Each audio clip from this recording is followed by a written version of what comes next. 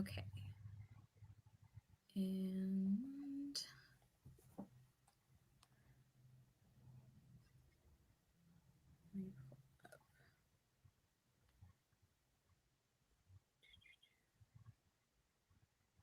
Are we live?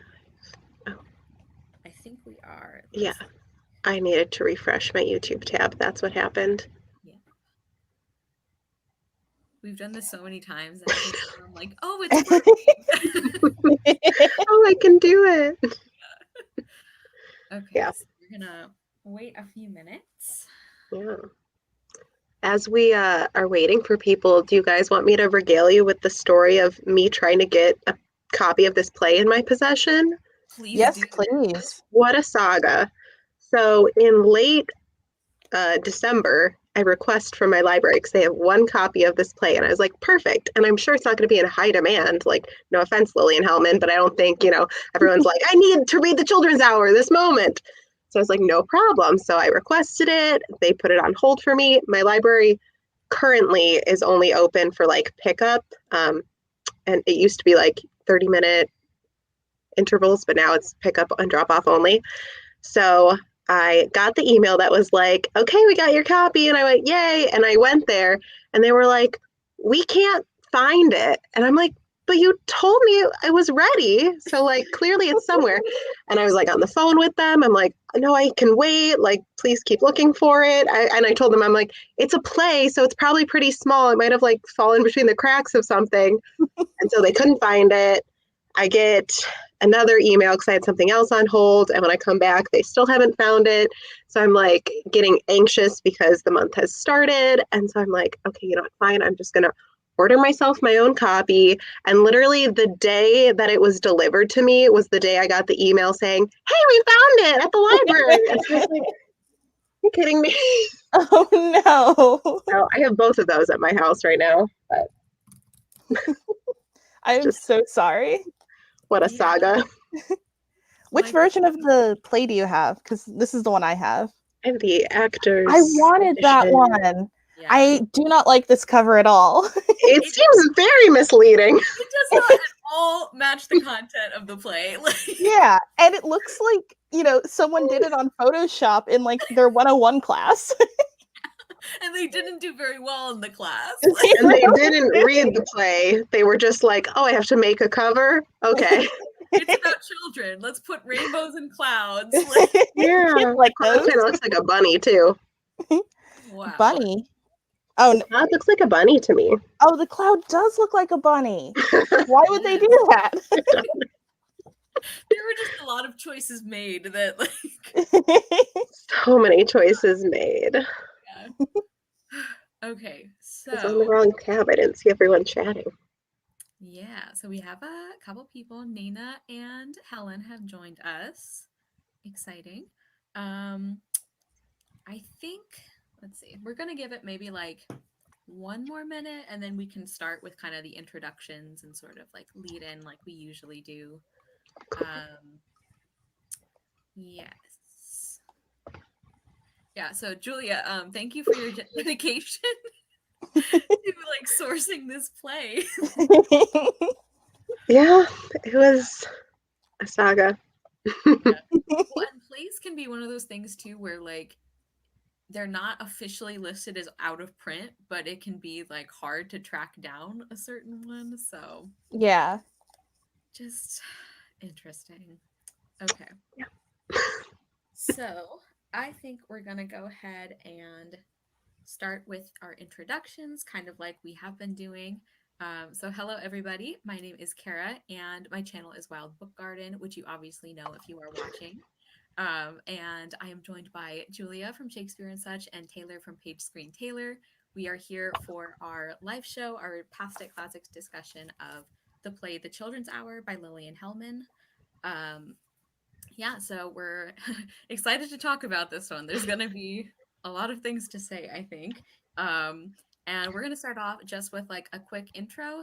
So Taylor and Julia, if you just want to like give a quick like couple sentence plug of your channel and like the kinds of things that you read or talk about there for people who are especially are just joining us for the first time. Would you like to go first, Julia? Sure. So I'm Julia. Obviously, my channel is called Shakespeare and Such. I haven't posted in a hot minute, but I have a lot in the works for the new year, so there will be new content on it soon. But I talk obviously a lot about Shakespeare and classics, but I read a lot of historical fiction and YA and a pretty good breadth of books. And yeah, that's it, I think. And I'm Taylor from Page Screen Taylor, and I seem to be so in sync with Julia because I too have not posted in a while. But I also have things in the works, in that I have videos that I filmed and have not edited. I read a lot of romance, classics, fantasy. I kind of try to read across the board, but mostly recently romance and classics. Sounds good. And yeah, I think if you guys are watching my channel, you probably already know, but I also try to read a wide range of things all over the genre and age range map. My favorites are probably fantasy and historical fiction, and I also talk a lot about kid lit and the importance of middle grade books. So I read all across the age range, but I usually am going to bat for middle grade. Is kind of what ends up happening. But yeah, and I obviously also read a lot of classics as well. Okay, so before we get into the play discussion, a couple of notes. One is on spoilers. Um, Sometimes we try and do a spoiler free section at the beginning of these discussions, but with such a short work, it's going to be kind of difficult, and especially because a lot of the topics we're going to discuss are going to be at least partly informed by the very end of the play. So I'm going to try and give like a final spoiler warning before we get into actually discussing the end of the play, but just know from here on out, it is possible that there will be spoilers. And then the other important note is I'm going to give a content warning for this discussion because of the nature and the content of the play. We are going to be discussing things like homophobia and suicide. So if either of those are things that you do not feel comfortable engaging with right now, we totally understand. And yeah, so take care of yourself, and we would recommend skipping this live show. Okay, so we're just going to start out kind of like we have been doing for the last few live shows. And I want to know, like, from each of you guys, if you had any like prior knowledge of this play, or just like if you had even heard of it, and like overall thoughts on the play and rating if you would like to give that. So Taylor, let's start with you this time. Okay, so I don't think I'd heard of this play until we were discussing which books we would pick for the Past It Classics live show. And then it came up again when Kara and I were doing the Audrey Hepburn read along with Mary Margaret. And that came up, and I didn't know Audrey Hepburn was in a film adaptation, but this is my first time sort of reading with it and interacting with it. And I still don't know what my feelings are about this, and I don't even know what the rating is. I usually try and hold off on ratings until after the live show because sometimes discussions can help. But I am somewhere between maybe a 2-star and a 3-star, and part of that is just one, I think the writing is great, but also there are just a lot of things. I have a lot of thoughts, so yeah. I'm still sort of on the fence about how I feel about this book or play. Yeah, we can use them interchangeably. I know I'm going to slip too. Julia. Yeah, I had never heard of this at all. Not of Lillian Hellman, not of the play, not of the movie, none of it. So, Kara, when you suggested it, I was like, okay, cool. I love reading plays. And I just left it at that. Didn't even look up the synopsis at the time.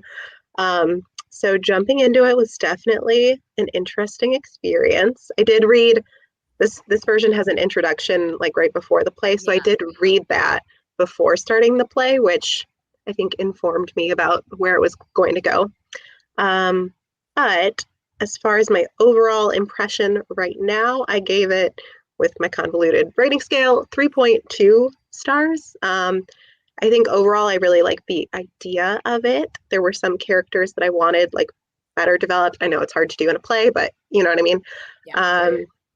And obviously there were some things about the plot that I would have preferred to change, but yes. Yeah. Yeah. Yeah, so similarly to Taylor, I have not officially settled on a rating. I think also our discussion is going to help me like solidify that, but I'm kind of hovering around like a 2 or 2.5 stars. Um, for very similar reasons. Like, I think the writing was good. I think it was, especially for when it was performed and written, it was an important play. But reading it now, there's just a lot of things where it's like, this could have been done way better. Yeah. Yeah, and as for like prior knowledge of the play, I knew of it. Like, I think we have talked about it in a couple of theater classes I had taken before, just like mentioned it in passing as being like one of the kind of forerunners of queer theater. Um, so we talked about it in that context, and I knew that obviously Audrey Hepburn was in the movie because that was one of our prompts for the read along or readathon. Um, but yeah, I knew like the basic outline of the story, but I didn't know like what would happen in the play. Um, yeah, and then my edition, I have the same one as Julia, so I think that introduction helped as well. Um, yeah, so like you guys, kind of mixed feelings on this one. I think like it's one of those where like I appreciate what it did for its time, but like I think there's better ways to do it, and I think there's other classics that do something similar in a much better way, if that makes sense. Mhm. Um yeah, okay. So, let's see. These are like in no order that makes sense. Like my talking points are all over the place. So I'm sorry in advance. Okay, so the first kind of like question, and I think Julia's going to know why I'm asking this because it's in relation to the introduction. Um, but do you think, in your opinion, this play is actually about the queer characters or queer identity, or do you think it's a vehicle for something else? Yeah, I know exactly why you asked Yeah. that question.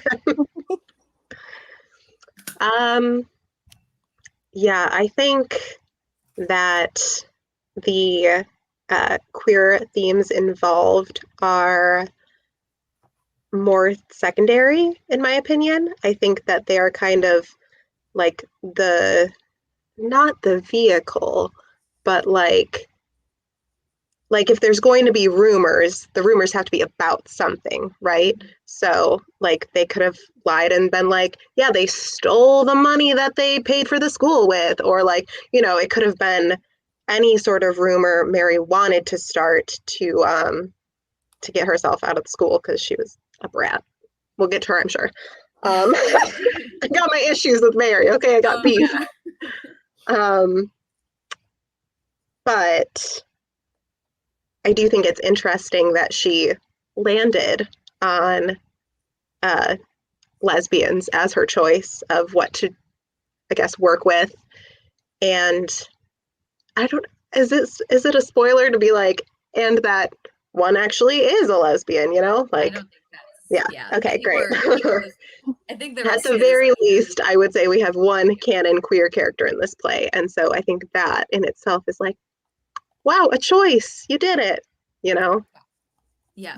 Like, And then Taylor, go ahead, and I also want to mention like I'm gonna read you the quote from the introduction that I'm talking about after we discuss it. So like we're not leaving you out. I just didn't want to like kind of give you preconceptions about why I was asking it in case you hadn't read it. So go ahead. Okay. So I agree with you, Julia. I would say I think from the way the rumor about the teachers being lesbians are handled, it's not as much about identity because it's not always following the teachers and how their relationships to each other and their identity. It's about like Mary and her grandma and the fallout from that. The teachers aren't. I feel like they aren't really much of a presence until the end of the second act, I believe. But really, we're following Mary and the grandma and that. So I would say maybe for its time, could be trying to center LGBT plus identities, but looking at it now from a modern perspective, which, I think there's a lot of back and forth on whether or not that's entirely fair, but from a modern perspective, I don't think it's as centered as it could have been. Yeah. well said. Yeah. And so the part from the introduction that I was referencing is so Lillian Hellman gave an interview when the play was being revived, and I think she had like made some minor changes to it, but this is from an interview she gave. And let's see. So that she's talking about the character Mary, and then she ends up talking about the theme of the play too. Here's another observation I make about the play today as I work over it. On the stage, a person is twice as villainous as, say, in a novel. When I read that story, I thought of the child as neurotic, sly, but not the utterly malignant creature which playgoers see in her. I never see the characters as monstrously as the audiences do. In her case, I saw her as a bad character, but never outside life. It's the results of her lie that make her so dreadful. This is really not a play about lesbianism, but about a lie. The bigger the lie, the better, as always. So I thought that was a really interesting perspective. And I don't know if, from what we had talked about in the classes when we discussed this play, which it was very briefly, maybe I like misinterpreted what the focus was going to be, but I was like really surprised that the teachers were not that important of characters for like most of the play. Like it really wasn't about them. And I definitely agree with what you guys said, which I think that it sort of just happened to be a lie about these two women being lesbians, and it turns out one of them is, or at least one that we know of. So yeah, like I agree with you guys. I think that it was sort of like incidental. I think that there are still some, I guess, milestones that it achieved. Like, I don't know, kind of like we've been saying, it's like for its day, it was pretty revolutionary to even have a gay character in a play, but the way that gay character was handled is not the best. Yeah. Okay, so yeah, I just thought that was like a very interesting perspective for the writer of the play to be like, it's not about what you think it's about.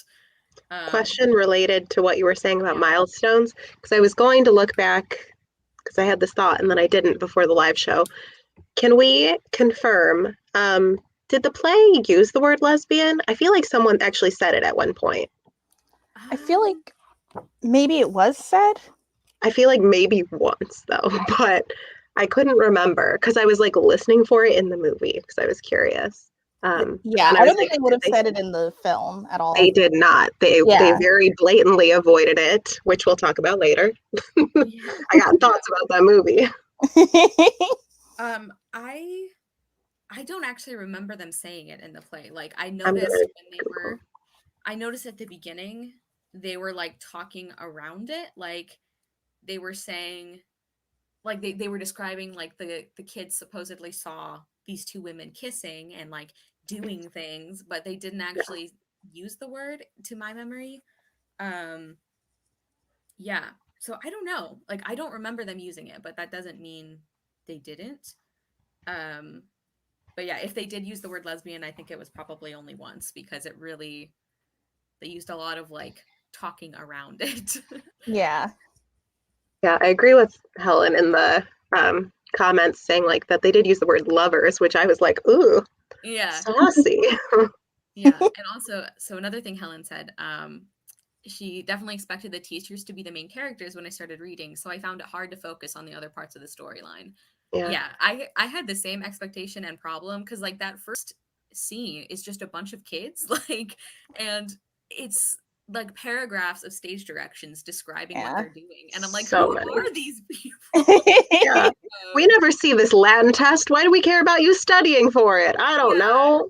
Yeah, very interesting choice on the playwright's part to start with that. Okay, and actually this leads perfectly into my next point. So maybe there is an organization. That's exciting. Who do you guys think is the main character or main characters of this play? If you think there is one. That's so hard to answer. It's honestly kind of difficult because I feel like the obvious response would be like one of the teachers, but that's not the case. You know, they don't really they aren't really featured until like the second half of the play. My other thought would be maybe Mary, but we also don't really get any sort of like emotional or any sort of catharsis from her or any sort of resolution. She disappears after She After she ruins everything. after she ruins everything. And my other guess after that would probably be the Mary Tilford. I couldn't remember her name. Yeah. I That's your grandma? always called her grandma. Yeah, it would be maybe Mary Tilford because she does sort of not encourage the rumor, but she sort of believes the lie, takes action against the lie, and then has a sort of emotional change where she's like, maybe I shouldn't have believed my lying granddaughter. Oh boy, we will get to that, Taylor. Oh my gosh. Thoughts on how that went down. Yeah. So I think, is her grandmother's name Mary as well? I thought I Mary. think so. There's like a Mary and a Martha, and it threw me off. Yeah. Oh yeah. I kept mixing up Karen and Martha, like the two teachers, like because they were Listen, always in the same scenes together, and I could not remember who was who. one of the scenes, which was it? It's like after everything's gone to total crap. I was reading it and it was Karen and Martha, like when the school has closed. And I thought for half the scene that Martha was her aunt. And then I was like, oh my gosh, no, this is Martha. Like, I don't know. Characters are hard, you guys. Yeah. I think like according to the cast of characters, I think the grandmother is Amelia Tilford. Oh, that's But right. Because Mary Tilford is the kid. yeah, Mrs. Tilford. Yeah, there we go. is the Characters are hard. Yeah. especially when you have like 8 children who don't even matter in the story. It's like Right. yeah. And they're all girls and all of their names have an E somewhere in them. Like, Yeah. Yeah. Julia, did you have any other, or no, who did we start with? I can't remember. It started with Yeah. me. Did you guys have any other thoughts on like who the character would be? I mean, just based on page time, I would be inclined to say Mary. And like in terms of character motivation, like I feel like I understand Mary better than I do Karen and Martha, weirdly. However, she's obviously also our antagonist. So, you know, if we're meant to be rooting for the teachers, why are they barely in the play? Yeah. That is the question. Yeah. So, yeah, weird. I don't really have like a I don't really have like a concrete answer for this one. I agree. It's like it's almost like it's split between the teachers and Mary, but neither of them really get enough time. Like I don't even feel like they feel like supporting main characters, you know, like not supporting. What am I trying to say? Like I don't even feel like they necessarily split the main character role. It's like I kind of feel like this is a play without a main character. Like it's like a concept play. Yeah. Which is not necessarily a bad thing, but I think when you have such emotional things happening in the play, to not spend time on your characters is kind of odd. Yeah. I mean, like I still feel a lot of sympathy for the bad things that happen, but it doesn't feel like it's in the sense of I know this character and I am hurting for this character in particular. It's like this is a terrible thing to happen to anyone. Yeah. So I also, it's like who even is the protagonist in this play? Yeah. And then okay, so we've talked about Mary a little bit. Who do you guys think, like, do you think that Mary is the only villain in the play? No. Have you met I her agree. grandmother? Absolutely not. What did you say, Julia? I said, have you met her grandmother? Hello. Yeah. Yeah. The grandma is a whole clown. Not even a clown, a circus. The whole circus. Yeah. Oh. Yeah, I want to point out Helen just said that the word lesbian isn't actually used. She just searched her PDF. So it's a whole play about lesbians and they do not use the word lesbian. I wonder if the word was like used casually back then like we would now, or if it was all like innuendo just in general. Right. Yeah, or if it even was like a censor concern, you know, like because people could yeah, you can infer the lesbianism, but don't you dare talk about it. No, no, no. Yeah.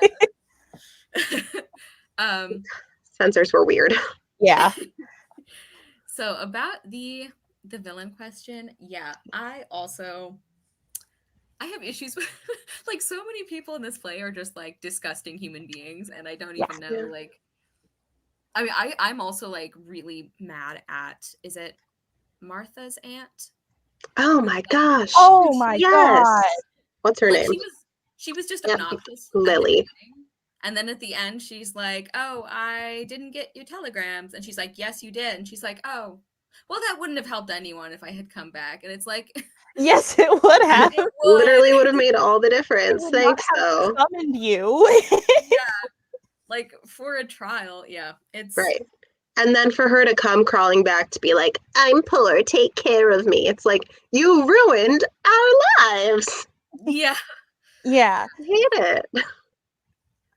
There were just so many characters that I needed to fight, particularly Mrs. Tilford, who I can't the depths of her. I don't know. I'm trying to find a polite way to say this woman is not smart. Yep.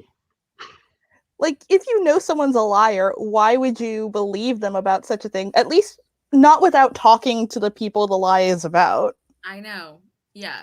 And it's like it's so bizarre because in the course of one conversation, we see her go from like, "No, I know Martha and Karen, like they're great. Like they're you just say they persecute you because they actually don't spoil you like I do." And she starts out very reasonable, and then it's like a few pages later, she's like believing everything her little monster child says. Like what?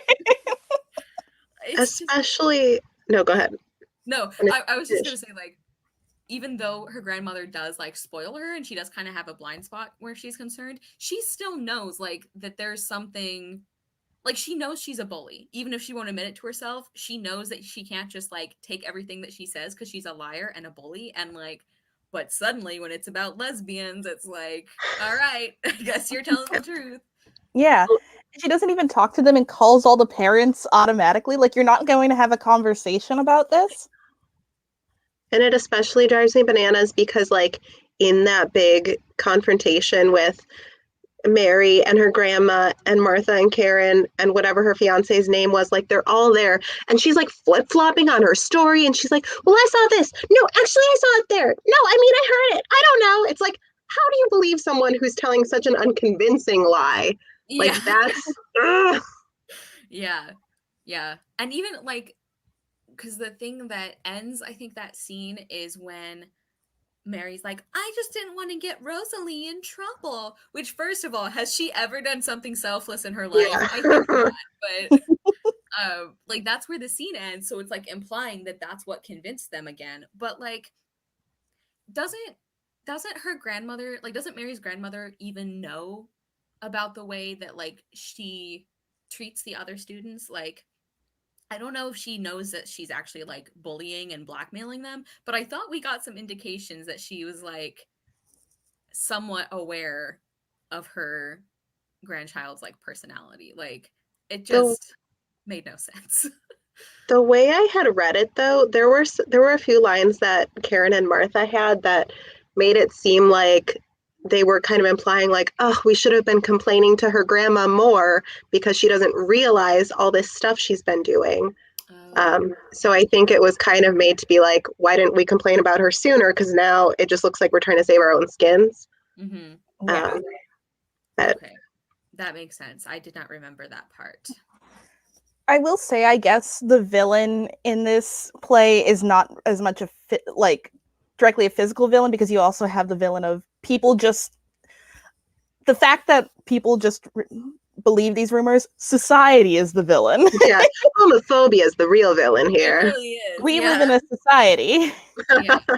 I will say, like, while I was reading it, I was like, well, I have a new answer for worst villain I've ever read. Next time I need to do, like, a tag question. Like, I can't even explain the, like, rage and anger and disgust I felt for Mary. Like, ugh.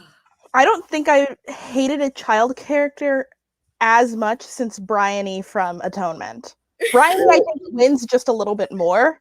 But Mary, comes pretty darn close. She's awful. And like, I mean, in a way, it's impressive that Lillian Hellman could do this because like she felt like a kid, but she was still, it's like she knew what she was doing. Yeah. Like, even if she didn't go into this situation with the idea that like, I'm gonna lie about them being gay and it's gonna ruin their lives, she was fully aware of the power that she had, and like she just enjoys hurting people. Like she's Yeah. sadistic. Like She's malevolent. yeah. She scares me. She scares me too. She's really scary in the movie. Like they cast her so well because she's like got this angry little face. Ooh, she freaks me out. And they play like horror movie music sometimes behind her. It looks like an episode of The Twilight Zone every time they do a close up on her, and it's like black and white, and it's her mean little face. Do you guys know the episode of The Twilight Zone where there's like a little boy who has like some kind of psychic power, and anytime like someone in the town does something he doesn't like, he's like, I'm gonna wish you into the cornfield, and then all the adults are like, no, say you're sorry. Like that's what she felt like. I know of that episode. It's horrifying. Yeah. Yeah, I also like, I think her grandma is at least as guilty, or like almost like, I don't know. I might say she's like on the same level as Mary. And I even feel like the aunt is like, I don't know. It's like that willful ignorance where it's like that is a choice. You know, even if you didn't like, even if she didn't decide like, oh, I don't care what happens to these two, so I'm not gonna go back. It's like whatever selfish reason she did it for, like it had the same outcome. I don't know. Yeah. I don't feel like I explained that well. No, I gotcha. Yeah. I would also say with like Mrs. Tilford, like I think she's as much, if not more, at fault because at the end of the day, Mary's still a child. I feel like she knows what she's doing, but she also may not. As a child, you don't always understand the full impact or how this can affect people. As an adult, I feel like you have a better understanding of like how this rumor can like not just ruin their lives, but like put them in danger. Right. Because Mary knew what she was doing, but her goal was to not go back to school. Meanwhile, her grandma was like, oh, I'm going to end this school. Like she had a very different intention once she had that information, whether it was true or not. And I think you guys have a good point about the age thing too, because even though Mary is a monster,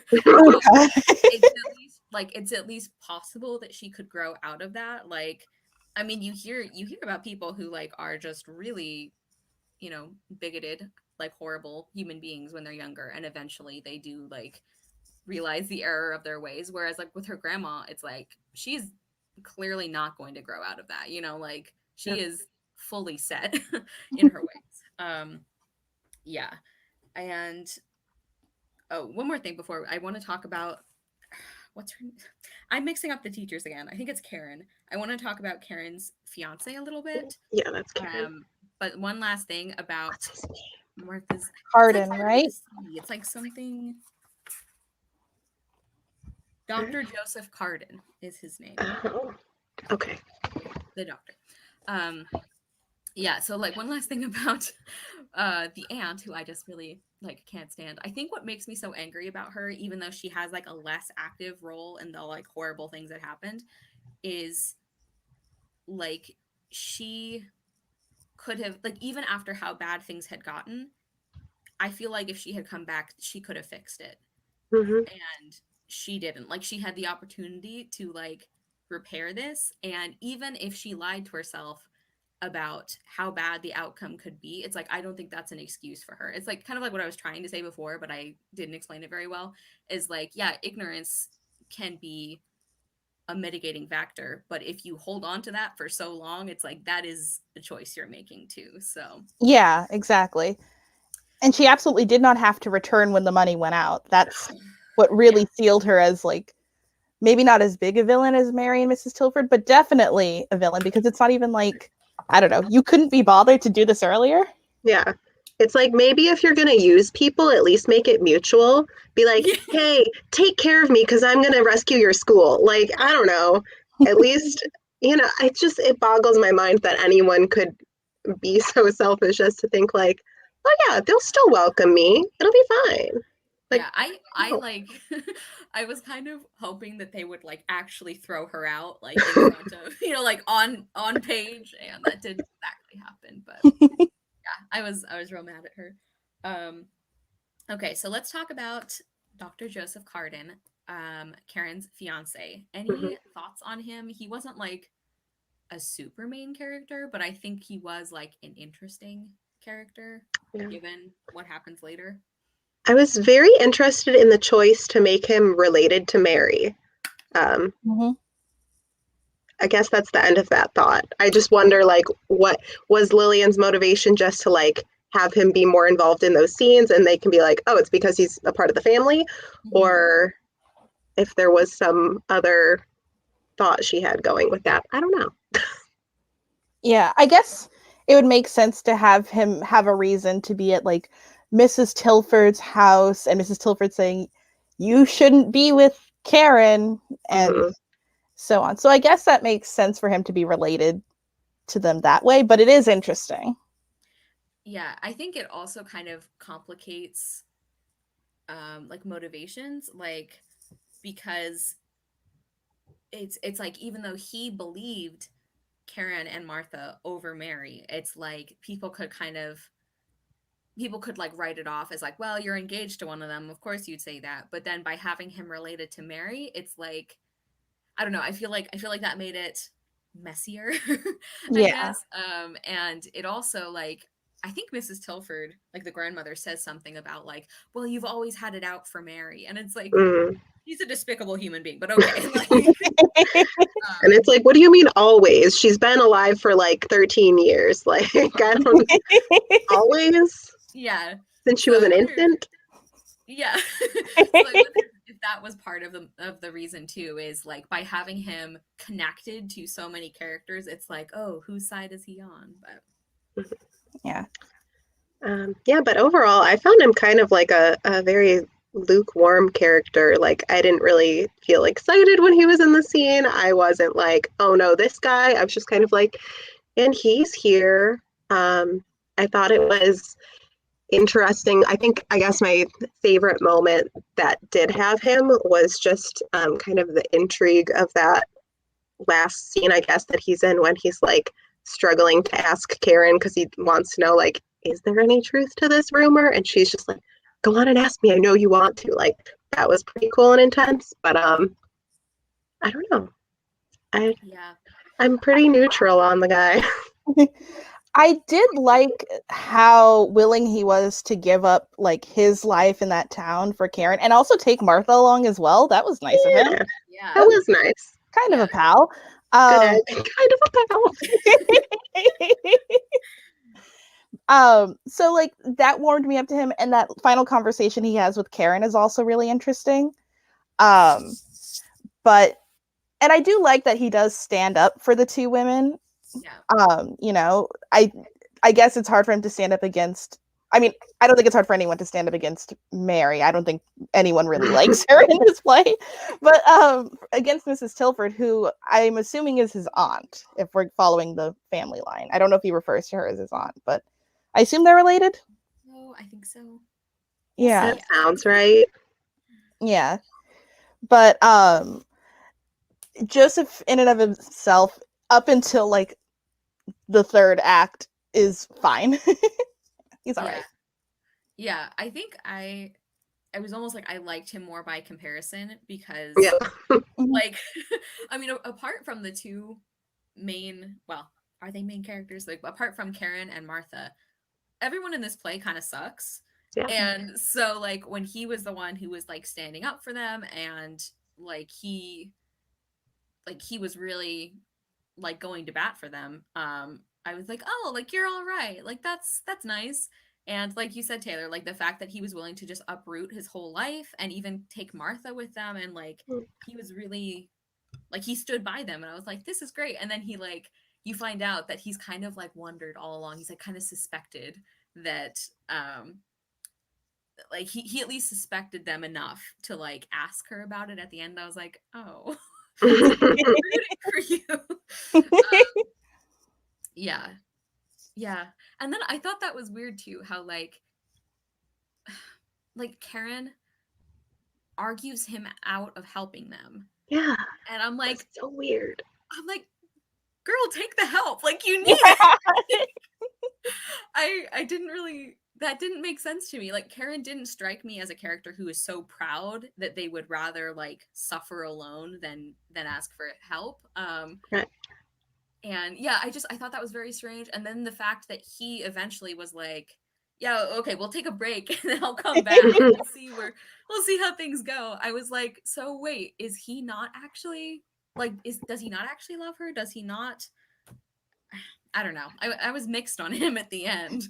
I did kind of take their sort of parting or like Karen turning down the help, not as much as like we're too proud for the help, but also like I guess this whole rumor is going not as much going to follow them, but it's always going to be this cloud over their head. And I guess he didn't want to move, and I guess there's this idea like you're sort of involving yourself in this and putting your life on a different path than what you wanted it to be.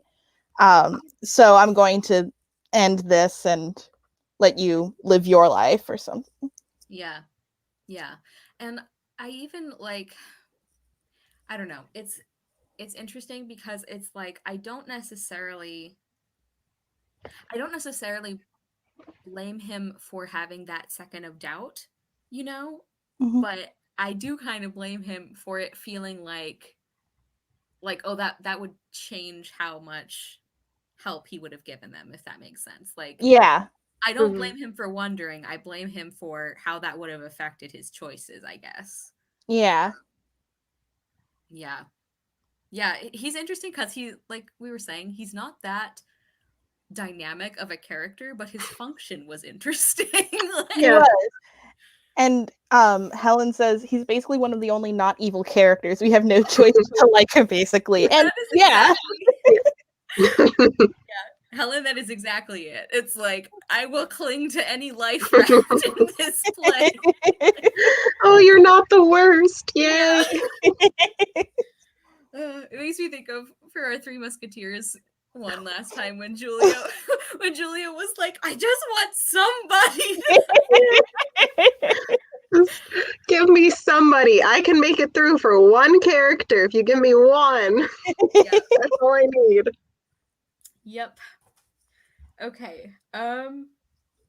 So unless we have any other thoughts on, I guess, like characters in general, we've kind of talked about a lot of them in connection with other things, but if we have anything else we want to say about characters, we can do that. Otherwise, we are going to discuss the ending of the play. I have a character thought. Yes, go. It's not even, I don't know if this is a question, comment, I don't know where this is going. I have a thought.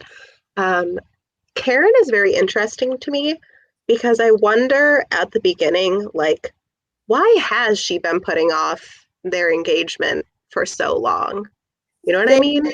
Like, they provide some stuff like about the school or whatever, but I'm like, but I don't know. I feel like, did people have long engagements in the olden days?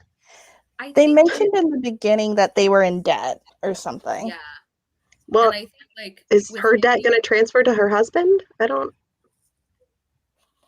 Well, but I think that they didn't want to. I think that they didn't want to get married with that kind of financial responsibility, especially if they planned on having children. Okay, that's fair. You know? Yeah. And I think they also mentioned, like, the reason I kind of got from the play is that even if Karen didn't know why Martha was upset, she kept putting it off because she knew Martha was unhappy about it. Okay. Like, I kind of got the feeling. What's that, Julie? I like that. Yeah, and like I also kind of got the feeling that maybe the reason Karen thought that Martha wasn't happy is just that she didn't like the guy, what's his name? Carden? Yeah, something? Joseph. Yeah, Joseph Carden. Like, so maybe she wasn't necessarily like, I don't know. I'm open to other ideas as well, but that's kind of what I took from the play, is that she didn't know why Martha didn't want them to get married, but she knew that she didn't want that, and she hated making her unhappy, so that makes sense. Put it off. Yeah, I do think that's an interesting idea, though. Like, was there any reciprocal feelings? Like, could that? I actually thought we were going to get that at the end there in that conversation they're having. There was a hot second where I went, Yeah, yeah. But then that's not what happens.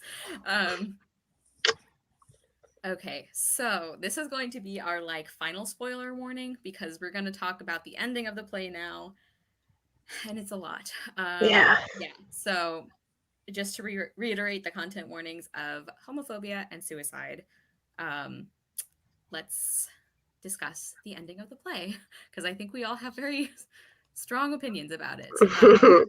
Probably very similar strong opinions. Yeah. Yes. Who would like to go first?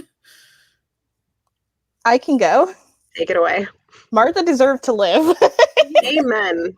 That was incredibly disappointing. Not surprising, but disappointing that they just had Martha kill herself. Like, I don't know. And in a violent way too. I was like, hated that. why was there a gun here anyways? At school? Why did they have a gun? Yeah. Would children like marry around? I would not keeping but like it was such a violent way. It like I don't want to say it came out of nowhere, but she did just kind of say, "Excuse me" for a moment and like walk out, and they just kind of leave her there. I hated it. Like the absolute disrespect of not even I don't know. Yeah, like they just yeah. I also hate the way they talk about her body after that. Like yeah. I hated that. I also like I hated that well cuz initially there she leaves the room one time before that.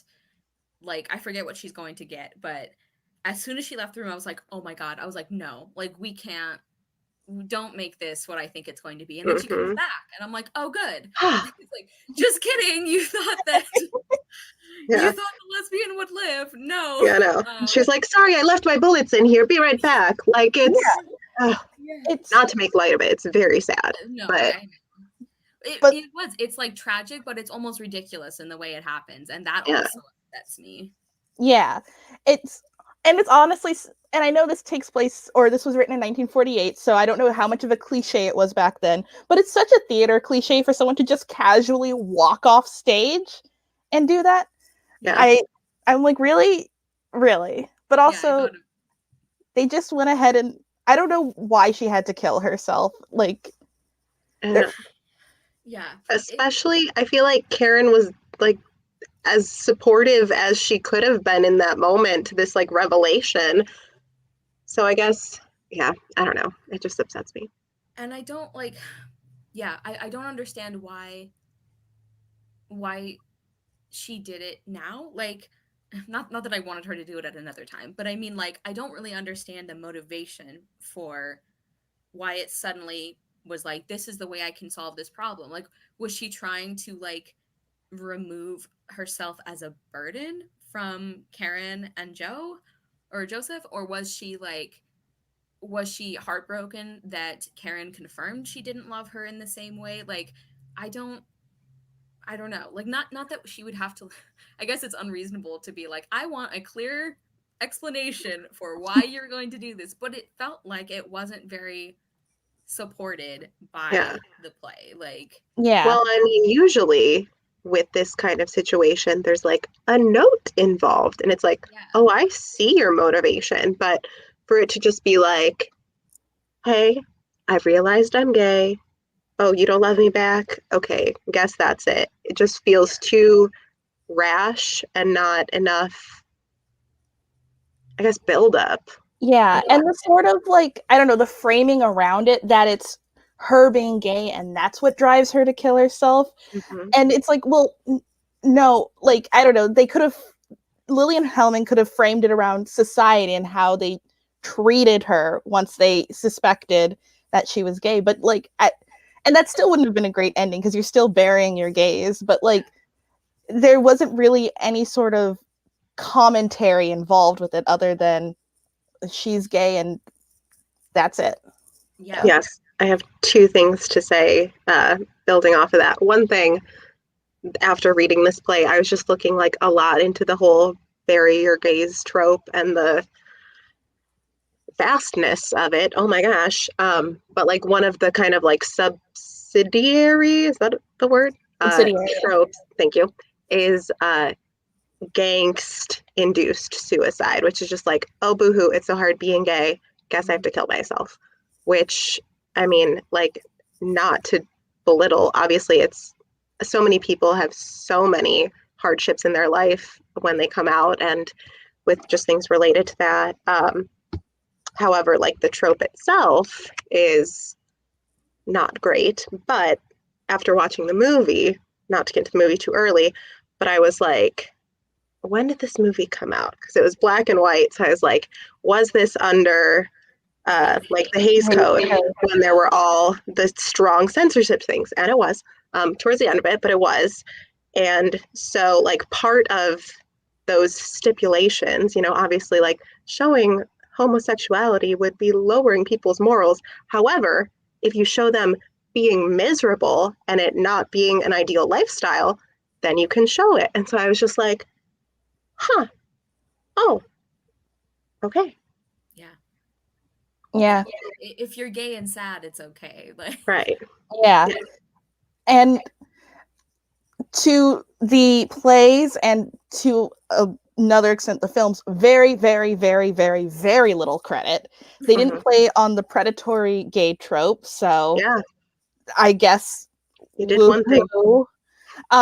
And Martha isn't like not unattractive. It's in the film Yeah. at least, because Oh my gosh, Shirley MacLaine is beautiful. so cute. And And those like, cute little earrings on the whole movie. yeah, I was kind of afraid they would like Mrs. Danvers her. yeah. But Yeah. to their credit, they made her cute. But did. that's about all I can offer. They really did not treat Martha with any with like the dignity and respect her character deserved. Yeah.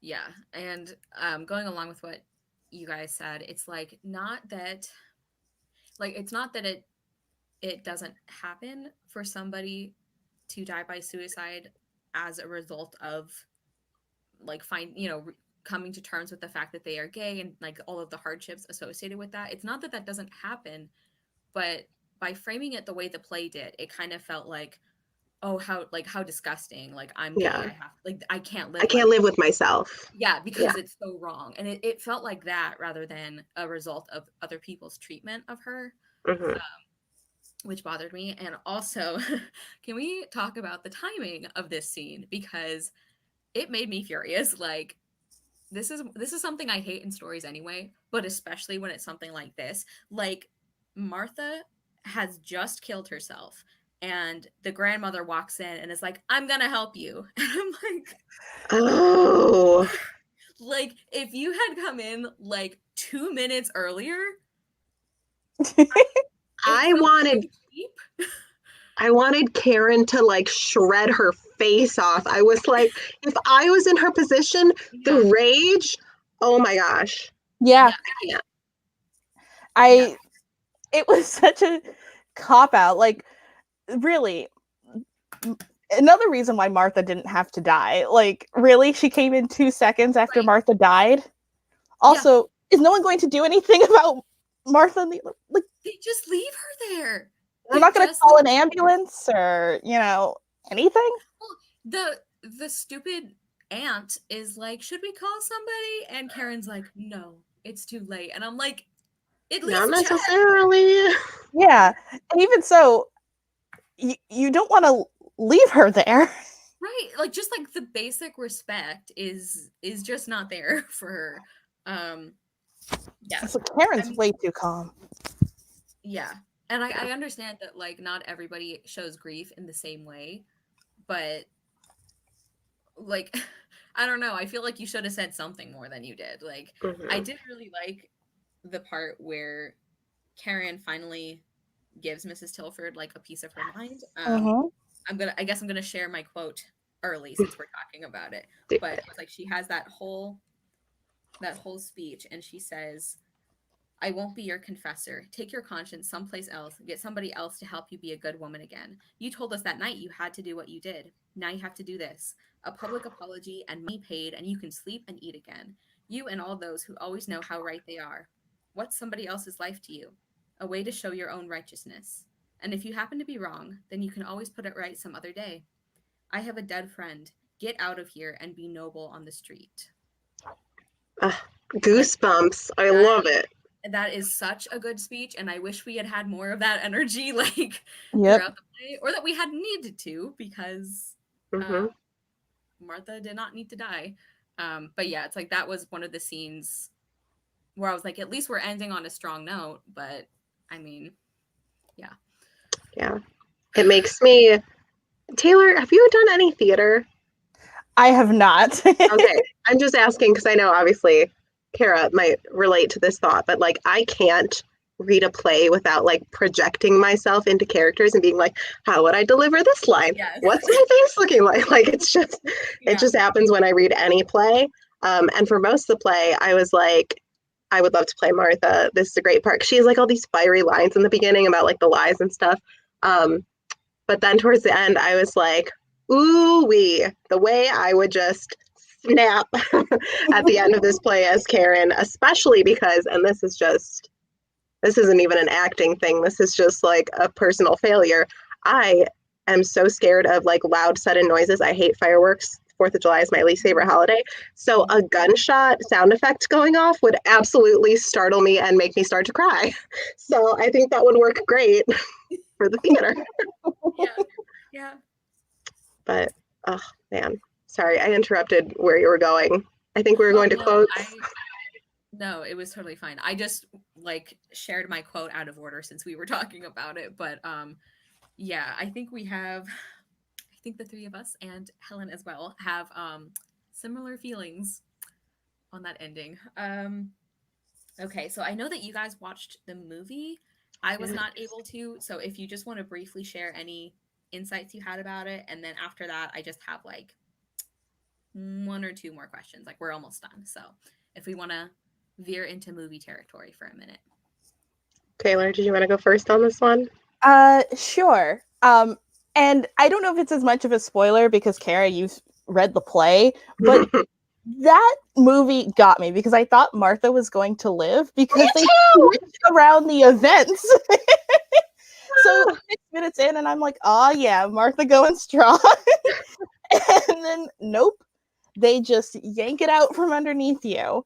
I'll also say the film has a lot of screaming, so I would turn the volume down a lot. But the movie as a whole, I would probably give the same rating I'd give the book. They, with the ad, maybe a little bit higher because there is really good cinematography in there, and the acting is fantastic. I love Shirley MacLaine and Audrey Hepburn in this movie, but I hated Pardon, and his lines are basically the same. He walked onto the screen, and I was like, something about you.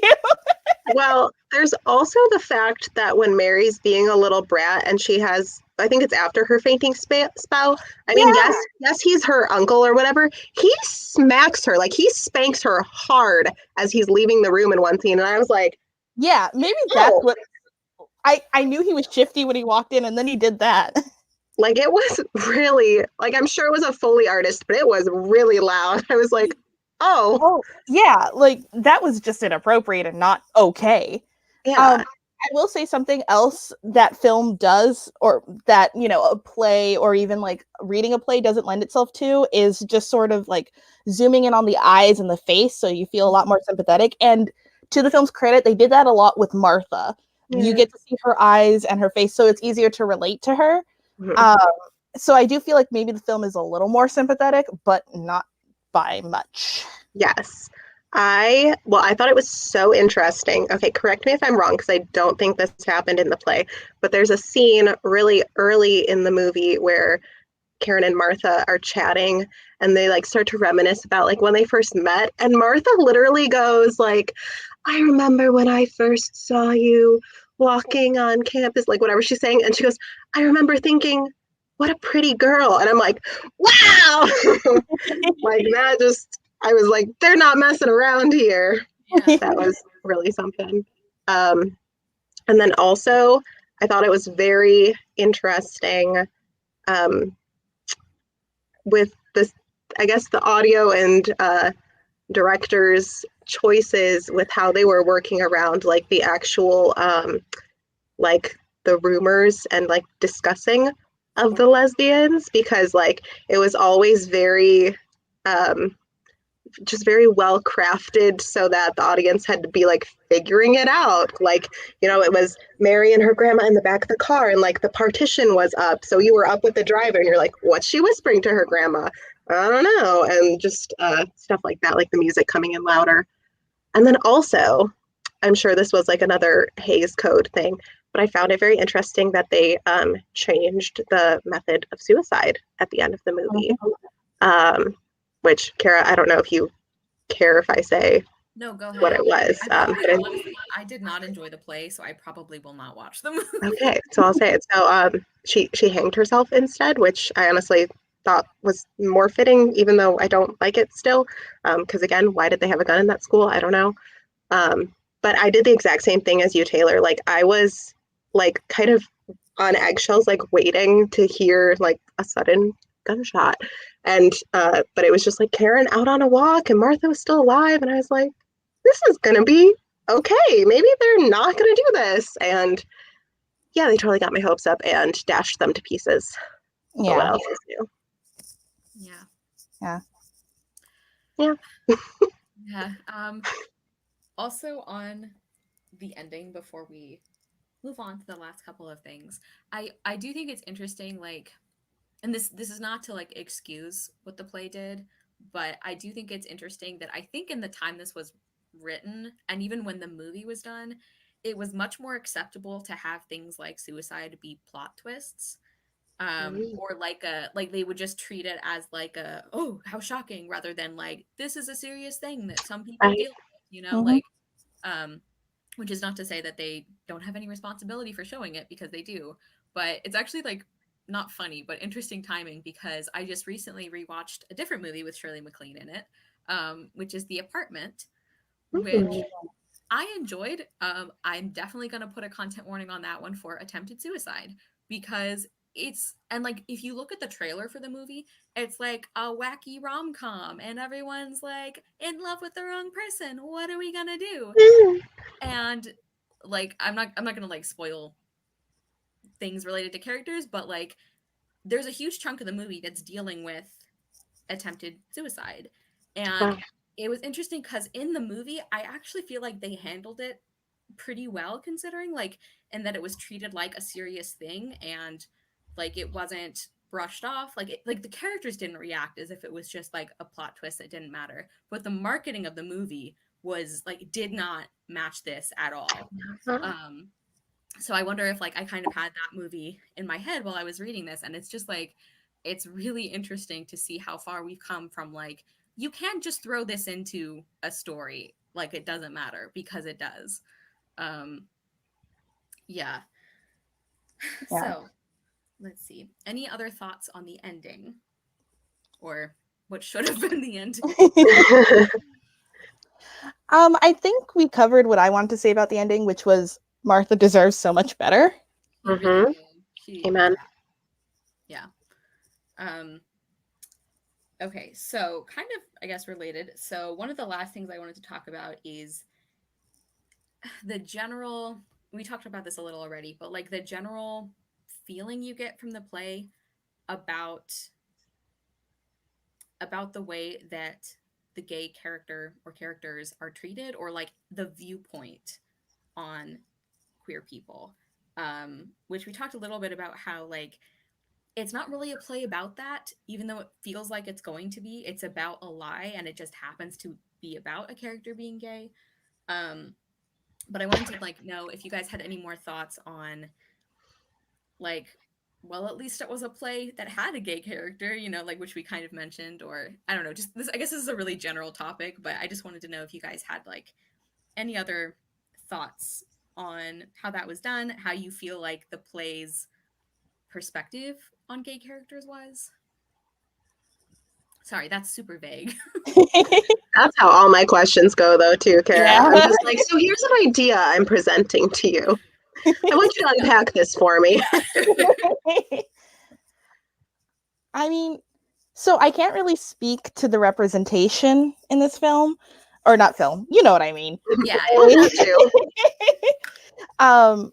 But I will say I feel like it's definitely written in the 1940s, and I will say, like I said earlier, to their very, very, very small credit, they didn't play on the predatory gay trope or the evil gay trope, and she's not really described as much in the book, but at least in the movie, and that's not to say that, like, people have no value if they're unattractive, but in a lot of films back in the day, if someone was supposed to be like a lesbian and they didn't want to say it, they would make them look a certain way, make them look like unattractive or unappealing, Yeah. which is a whole other insult in of themselves. And they did make Martha incredibly adorable in the film.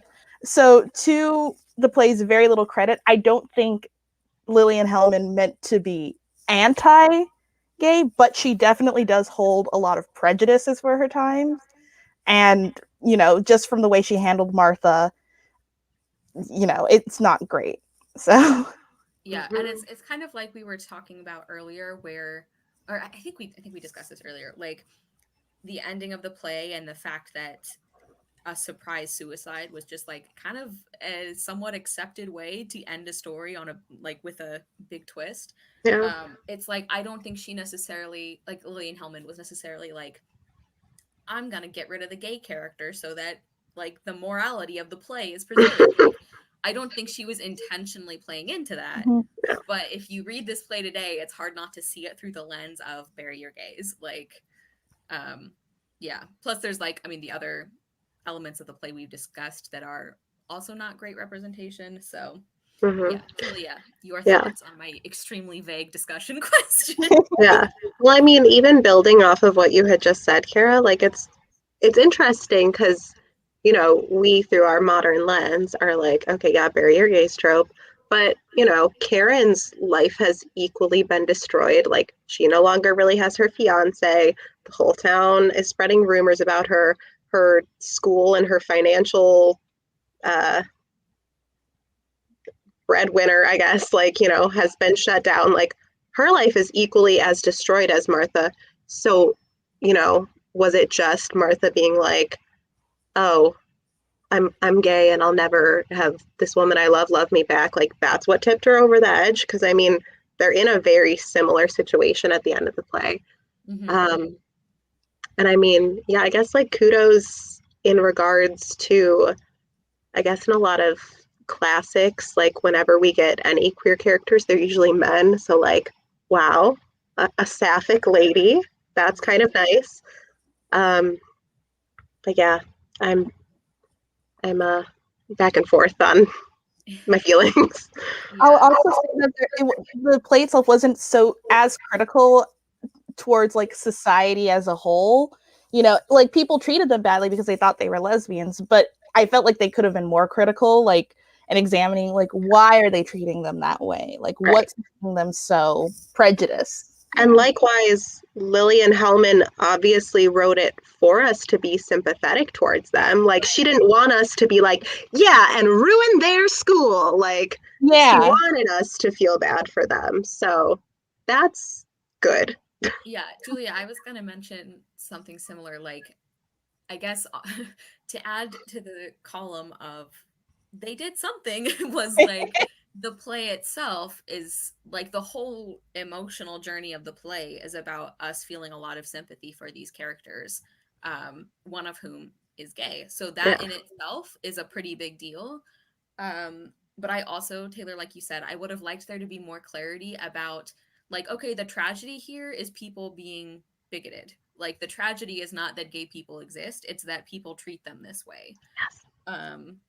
What Helen just put in the comments was almost what I was going to say, in that I wonder like if original audiences, if they were like, oh, those poor teachers, like if they felt differently after Martha's big revelation, or if they were like, this is still a sad play, Right. Well, and also the fact that you find that out at the very end, it's like if you've been having sympathy for these characters this whole Why time, should that and you find change? this out, yeah, it's like I wonder too if somebody like obviously probably not if somebody was like extremely homophobic, but if somebody was maybe like of their era in their views, and then they see a play like this, I wonder if that might make them, I don't know, at least more open to it.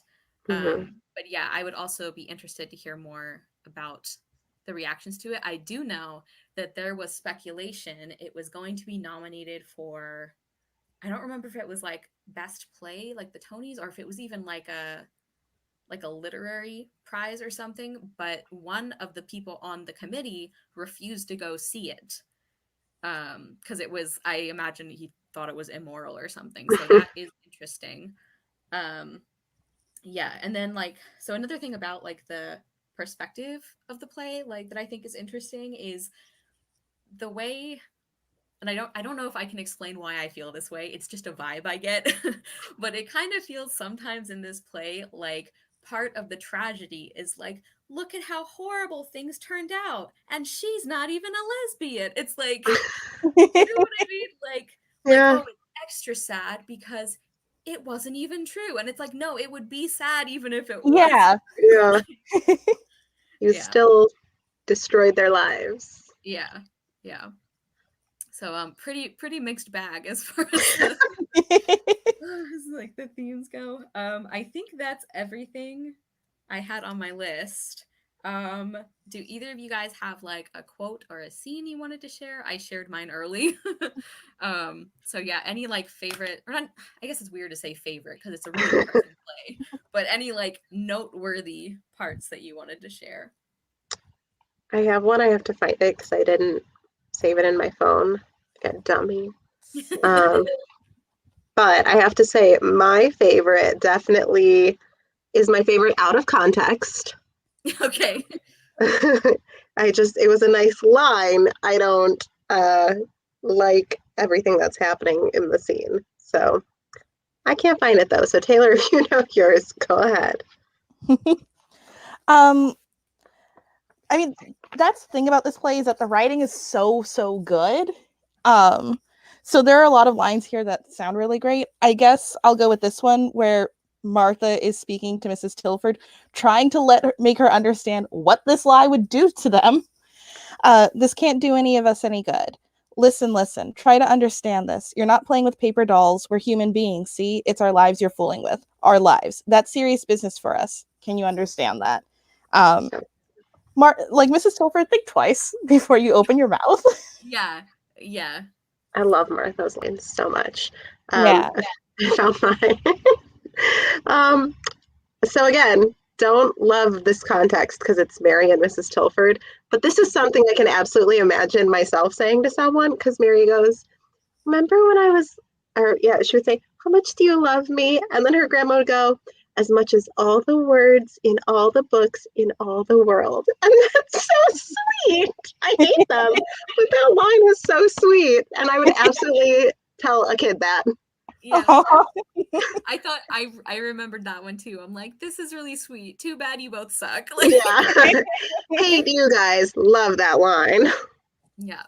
I also want to mention real quick on our previous topic, Helen said she was wondering if this actually furthered sympathy toward lesbians or just reinforced certain stereotypes or beliefs surrounding lesbianism. And yeah, I also don't know. And I don't know how you would necessarily measure that, but I don't know. It's like I hope it did some good. um yeah, I think that I don't know, like I think it would still be worth maybe studying this play today, like Mhm. especially if you're in a class that's about queer theater and how far it's come, or even I mean just like milestone plays in general. I think it still has value as like a historical Yeah. artifact almost. But if you were going to be putting on a production about like the humanity of gay characters, probably wouldn't pick this one. Mhm. And um, also, just the fact that there's, I believe, only two men on stage ever in the whole play. More community theaters should be doing this play. Enough with the men. we Men also get we roles always all have the time. I know we always have like so many guy parts to cast, and there's like 2 guys, and it's Yeah. like I mean, yeah, my area has like no shortage of men, but then it's like 20 women up for the same 2 female parts, and we're all like, hi. Yeah, exactly. Meanwhile, it's like the guys show up, and I mean, depending on where you are, but it's like, well, congratulations, you're all Yeah. getting a lead role because there's only like 4 of you. Or the thing that makes me the most mad is they're like, oh, we didn't find a guy for this role. I'll just call in my friend. I'm like, imagine just being called in. They're like, hey, we need you. I can't even imagine. Okay, yeah. so I think that's all of my points. Any other thoughts on this mixed bag of a play? I think you just said it. Mixed bag. Mixed bag. Yeah. All right. So I think that's the end of our discussion. Thank you guys for joining Should we me. say what's up next month? Yes, we're gonna take it away, Julie, because it's on your channel, right? It is. I wish it was in arm's reach, but it's on the top of my book stack. We are going to be reading East of Eden by John Steinbeck. So much bigger than this month's book, but much smaller still, a little, I guess, not really, than December's. Probably about the same. Oh yeah. But I'm excited. It's only our second book club book by a man, and our second book club book by an American author. There's some fun stats for you. Yeah, this is kind of like John Steinbeck's last chance for me because I've read 3 of his books and been unimpressed. Like, which ones have you read? So the one I liked most was Travels with Charlie, which was just like fine. It's like Never even heard of that. Autobiographical, or maybe it's autobiographical, and it's like him and his dog like traveling around, and it was nice. It was fine. And then in school, I had to read The Pearl and Of Mice and Men, and I hated both of them. Ooh, I was the only one in my class who liked The Grapes of Wrath. Me too! Thank you. Everyone hated it. It's like, listen, they're just vibing. This is vibing. I know. Everyone's like being so weird, and I'm like, you guys, it's America. Like, I don't know. It was fun. I love a good journey, you know? Road trip. Yeah, literally. But I did also read Of Mice and Men, and I had the copy of the book in my class in which someone writes the ending on the title page, and I went, Mrs. Z, they wrote it. I know. Like, I had to tell my teacher. I was like, and I did not love that either. So yeah. So that'll be our next book club pick. So yeah, thank you, Julia and Taylor. Thank you guys for joining us. I don't know what else to say. It's been a while since I ended one of these. Yeah, so keep an eye on our Twitter account and be sure to follow Julia and Taylor. I have their information in the description. They're both lovely, talented, brilliant people, and I still can't believe I just get to ramble about books with them. It's the best. We need that Lady Gaga clip where she's like, amazing, talented, brilliant, never been done before, never the same. Okay, we will see you guys next time. Bye.